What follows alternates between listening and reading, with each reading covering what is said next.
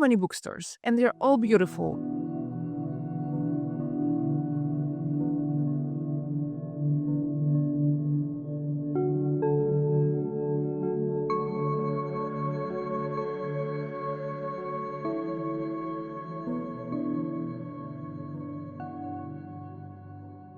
Pretty soon I'm gonna be going back to Amsterdam, and we are facing a very long commute traveling by train, and I need something to read. And today I'm out to browse some bookstores and find my book for the ride back home. We are on our way to grab a coffee from one of my favorite Barcelona spots. These are our last days in the city. We stayed for over a month this time. Somehow we feel it's not enough. The place we are heading to is a local bakery with great pastries and the best sourdough bread, which I was running to get every other morning. What makes it even nicer, there's this little guy living in a hairdresser on our way there.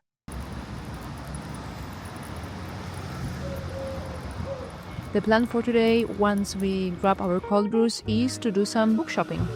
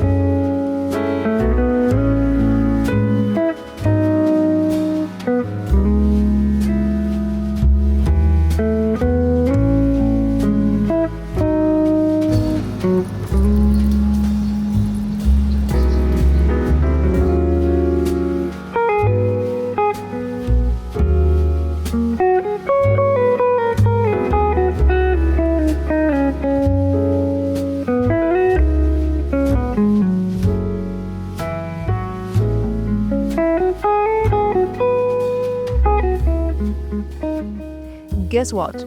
I got the book I was looking for. The reason why I didn't find it where it should be after repeating and repeating the entire alphabet I don't know how many times was because they moved it to the popular or I don't know best-selling section.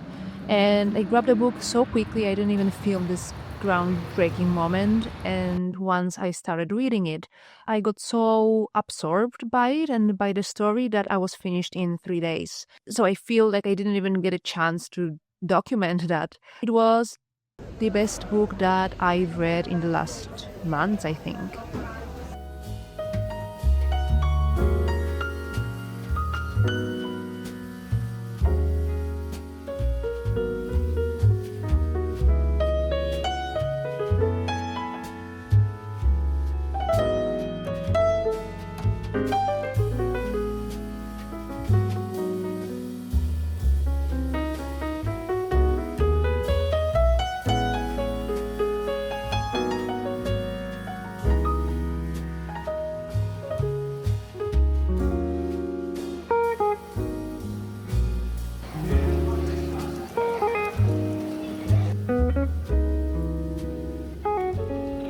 If you watched my last few videos, you know that bookshop hopping has been one of my favorite activities these days.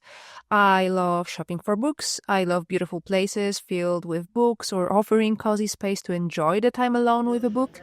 I buy them faster than I read them. Because this month I slowed down a bit with work, I had a chance of reading slightly more than I usually do. And I feel like after so many bookstores, I kind of owe you a small book haul or a book session.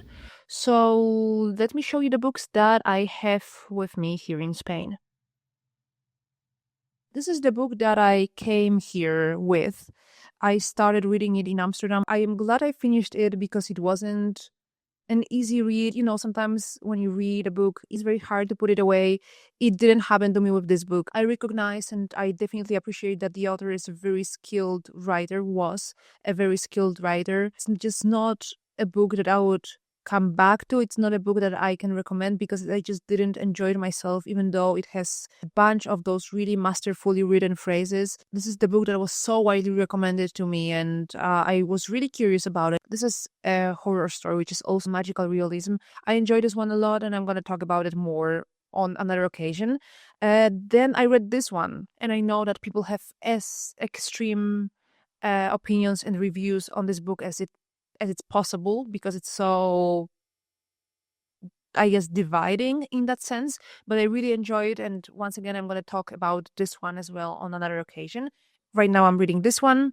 This is this book that you probably saw all over the internet, used by artists whenever we struggle with color palettes or coming up with a new color scheme for an illustration. This book can come in handy, and I hope this will be also a case for me. I thought I'm just going to try it out. If I don't like it, if I see that it's not of help to me and to my creative practice, I'm just gonna sell it away and somebody else can enjoy it. Sometimes it happens that I'm completely stuck with my color palette ideas, and depending on an illustration and depending on what I'm working on, sometimes this process of choosing the right colors, it takes hours, and I just go between different color palettes and I choose the perfect shade. And sometimes I feel like, okay, those colors already sit nicely, but there is still something that I can't really put my finger on.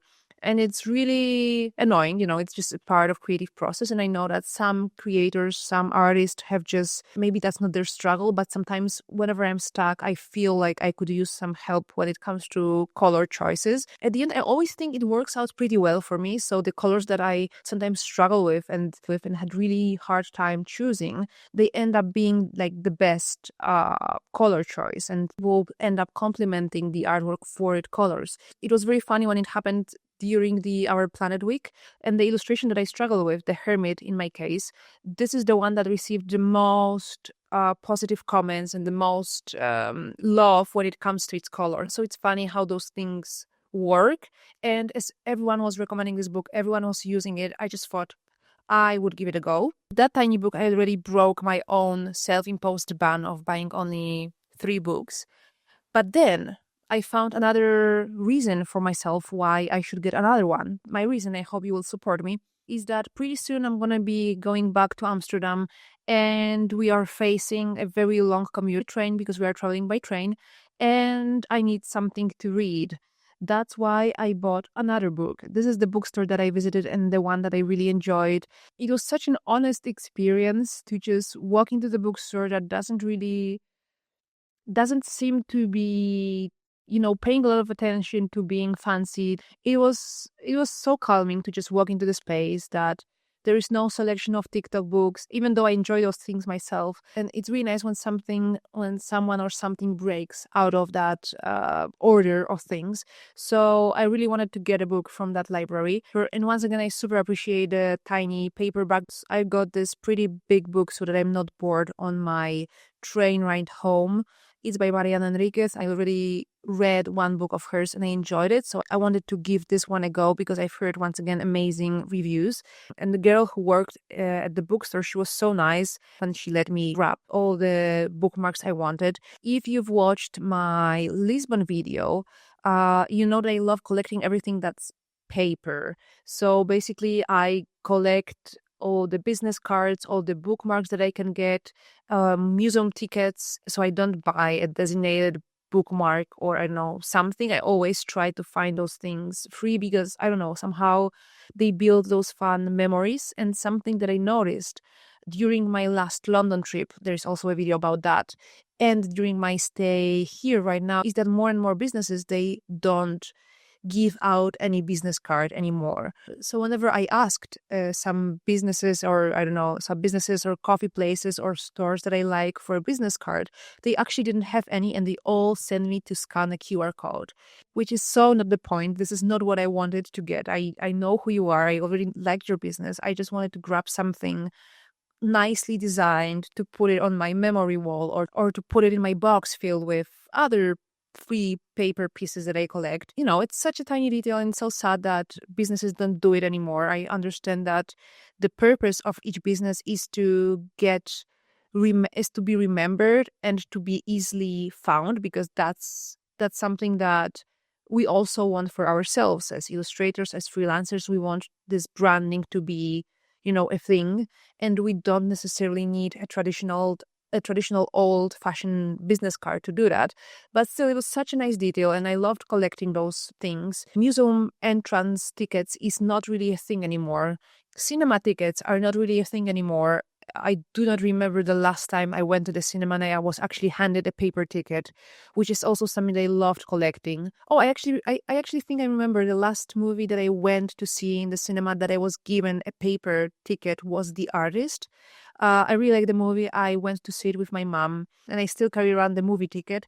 Maybe it is just nostalgia talking here, but I think there was something really special about, having this small paper memorabilia and like a small paper souvenir after something happened, after you went to the cinema, after you went to the museum. I don't know. It was such a nice detail, and it's not there anymore, and I kind of miss it. So there's this place here in the city where my husband and we always go to. We have a years long tradition of going there. So they have business cards. Every time you pay the check, they bring you on. Kevin, I would love to know if you watched Fraggles when you were a kid as well.